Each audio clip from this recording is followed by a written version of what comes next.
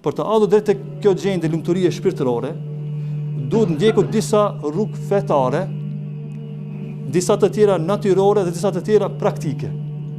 Tash. Këto autori na e bën një hyrje. Nëse dëna marrit deri tek lumturia, i pas ka 3 rrugë. Një rrugë është fetare, një rrugë tjetër është më natyrore, edhe tjetra çka është praktike. Çka i bie kjo?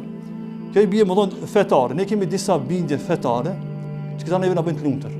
Shembull, nëse Allah na sprovon me një sprov, themi inna lillah. Allah ti ne e fllatit me zemrën me këtë fjalë. Kjo është rrugë e lumturisë, por është fetare, po fetare.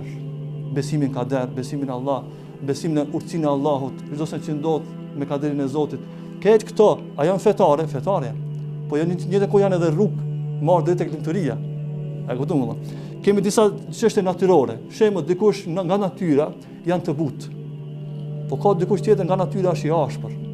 Që ka më probleme që i lumtur. E këtu duhet më shumë me gdhën veten.